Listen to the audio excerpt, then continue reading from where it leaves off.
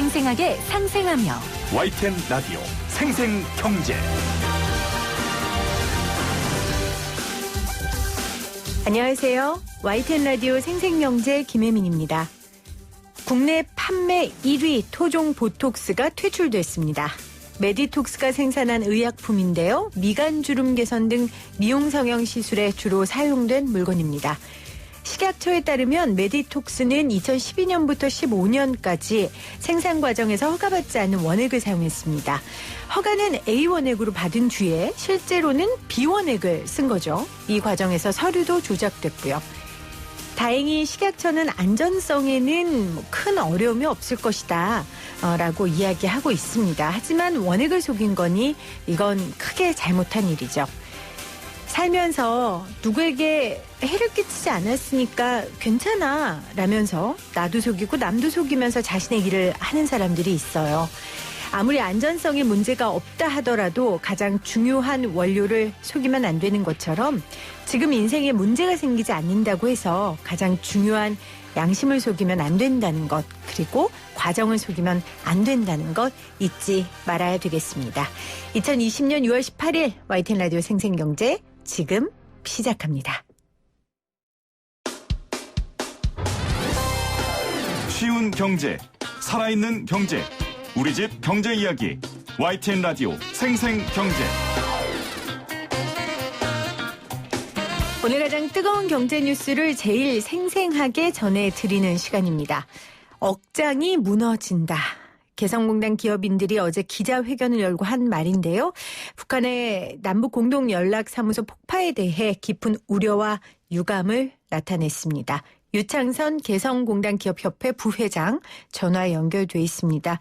회장님, 부회장님.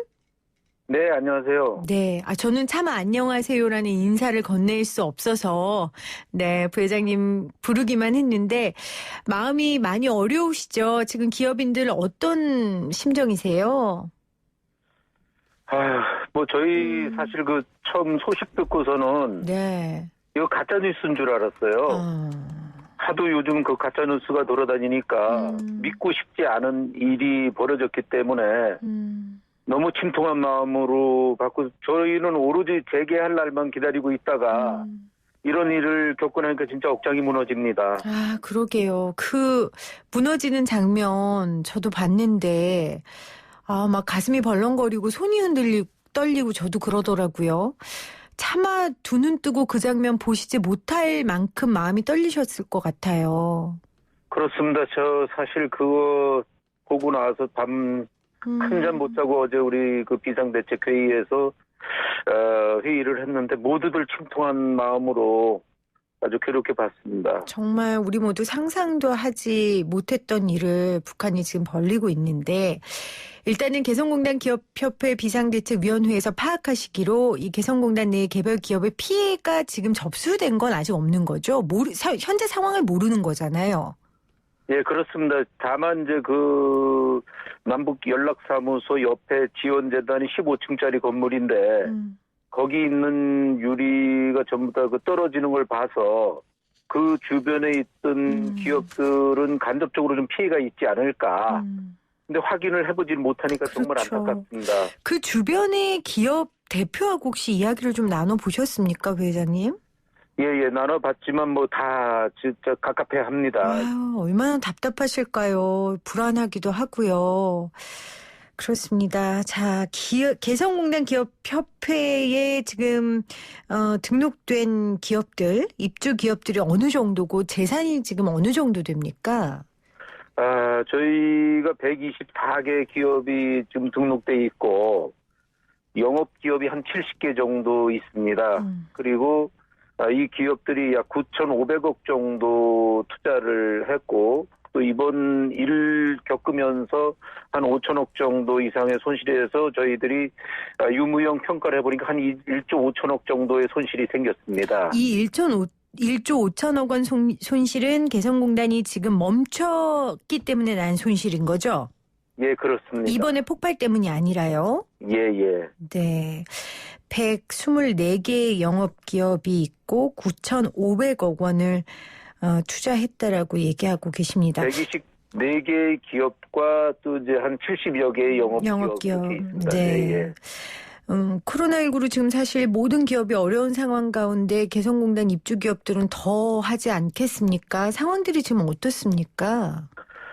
그렇습니다. 저희들이 코로나 사태로 이제 가뜩이나 어려운 기업들이 아주 많은 애로를 호소하고 지원을 요청을 하고 협회에서 실태 조사를 해보니까 네. 정말 조업을 중단하고 이미 그 뭐 법정 관리 들어갔다든가 해서 아예 폐업 상태인 기업들도 있고 지금 조업을 하는 기업들도 상당히 어려운 상태입니다. 사실은 이 개성공단 기업협회에서 그동안의 악화일로를 거듭해온 남북관계를 보면서 답답한 심정을 뭐 공개적으로 비공개적으로 여러 차례 밝혀오셨어요. 특히 이번에 이 대북전단 살포를 둘러싸고 긴장이 고조됐을 때 누구보다 마음 졸이고 목소리를 높이기도 하셨잖아요. 네.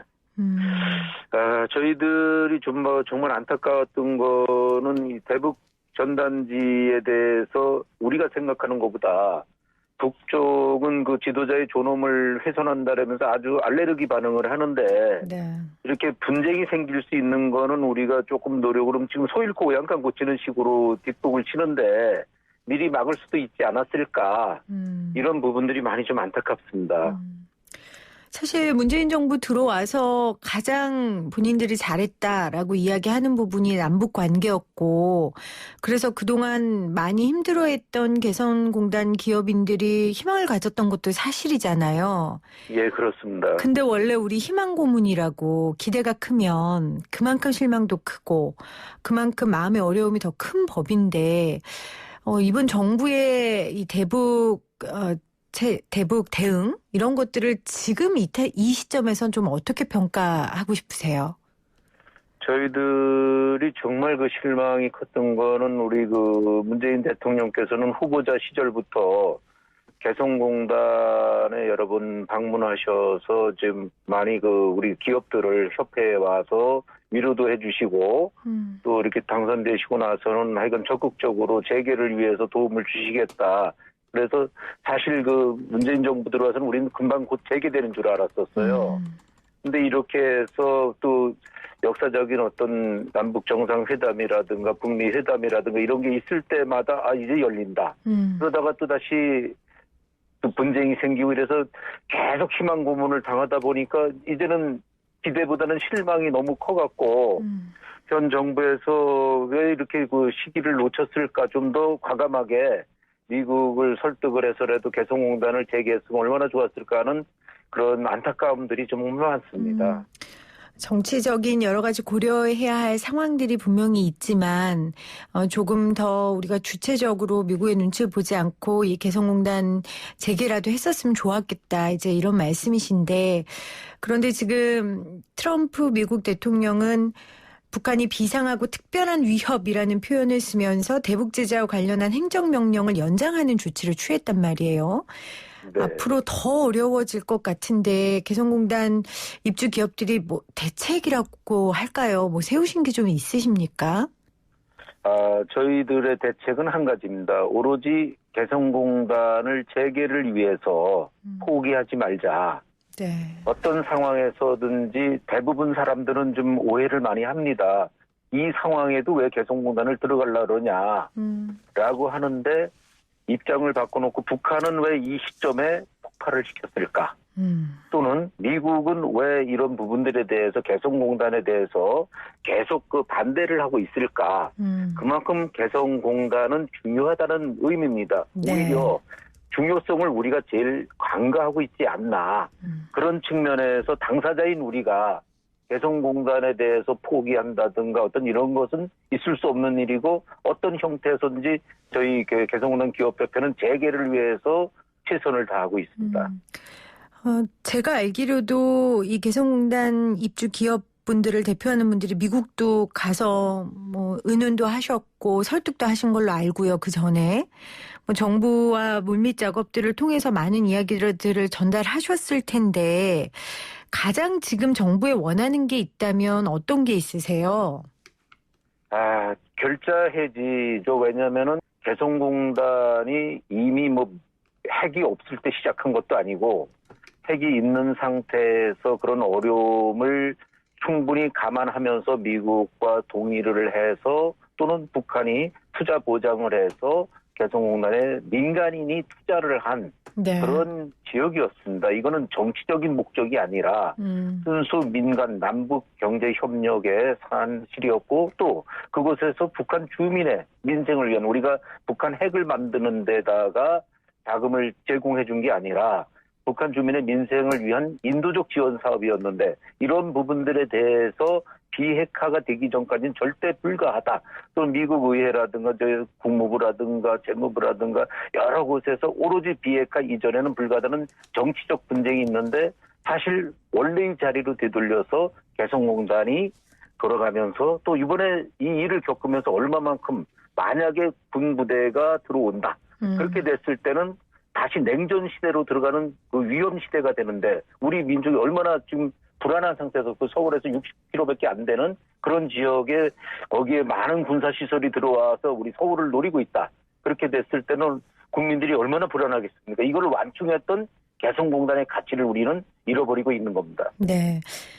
민간 기업의 자금이 투자된 곳이고 정치적인 수사로만 풀 수 없는 개성공단이기 때문에 비핵화만이 전제 조건이 돼서는 좀 어렵다. 그런 말씀이신 것 같아요. 부회장님 좀 불편하시겠지만 좀 냉정한 시선 쪽에서는 이게 되겠냐 개성공단이 다시. 결국 기업들도 폐업 절차를 밟아서 이제 희망 고문 그만하고 현실적으로 지금이라도 보완할 수 있는 부분들에 있어서 우리가 좀 기업들에게 해주자라는 이야기도 있거든요. 어떻게 생각하세요? 이런 얘기는. 그 부분이 이제 저희들이 포기할 것 같았으면 진작에 포기를 했을 거예요. 그런데 누군가는 우리 시기에서 통일이 되기 이전까지 남북관계라는 것은 포기해야 된다는 것은 있을 수가 없네. 우리 민족의 일인데 여기에 들어간 그 개성공단 기업인들은 사명감을 갖고 있습니다. 단지 돈을 얼마 벌었다. 이런 문제가 아니라 남북관계가 얼마나 중요한지를 가서 한 현실을 보면서 깨달았고 또 네. 개성공단에 있을 때 전 세계에서 개성공단에 방문한 많은 방문객들이 와서는 이것이 평화로구나. 라는 부분을 강조해서 쓴다. 그러면 이 개성공단이라는 어떤 가치를 갖다 우리가 얼마만큼 소중하게 생각해야 될 민족 자산일까. 그런데 거기에 포기라든가 철수라든가 폐기라든가 이런 건 있을 수가 없다고 보고 있습니다. 거기 있는 기업인들이 단지 기업의 입속만이 아니라 정말 국민으로서 또 남북관계를 이끌어가는 한 사람이라는 사명감으로 지금 버티고 계신 거잖아요. 예, 그렇습니다. 그런 분들한테 누가 포기를 하라라고 감히 말할 수 있겠어요. 지금 우리 부회장님 얘기 들으면서 제가 좀 숙연해지는데 개성공단 입주 기업들이 정부를 상대로 소송을 지금 제기한 상태죠? 예, 그렇습니다. 이게 지금 진행이 어디까지 되고 있습니까? 저희가 2016년도 개성공단 중단되고 나서 이제 이게 법률적 절차를 거치지 않았기 때문에 헌법 소원을 했습니다. 그런데 아직까지 재판이 진행도 안 되고 있습니다. 그것은 그만큼 개성공단에 대한 유권 해석이라든가 여러 가지가 상당히 정부로서도 쉽지 않다라는 걸 증명하고 있는 겁니다. 그래서 저희들이 그런 부분들로 인해서 시간이 지나가면서 생기는 누적 손실과 피해가 너무 큽니다. 그래서 그거를 빨리 국회를 통해서 저희가 이거를 좀 해결할 수 있는 방안을 여러모로 찾고 있습니다. 또 우리 기업인들이 포기하지 않게끔 정부에서 최소한의 도움, 지원, 보상이 있어야 될 것 같은데 지금 국회에서는 개성공단 기업 피해 보상법 제정이 논의 중인 것으로 알고 있습니다. 이 부분에 힘을 걸 수밖에 없을 것 같다는 생각이 드는데요. 맞습니다. 우리가 이제 희망의 끈을 놓지 않고 갈 수 있으려면은 개성공단의 그 투자자들 또는 사명감을 갖고 있었던 개성공단 기업인들이 포기하지 않을 수 있도록 국회에서 특별법을 좀 만들어서 앞으로의 어려움 속에서도 남북 경협이 재개될 수 있는 희망의 불씨를 살려줬으면 좋겠습니다. 알겠습니다. 부회장님 전에 생생경제 한번 모시고 또 개성공단 관련된 어려운 이야기 많이 들었고 또 기업인들 중에 또 너무 어려워서 사실 극단적인 선택을 하신 분들도 있었잖아요.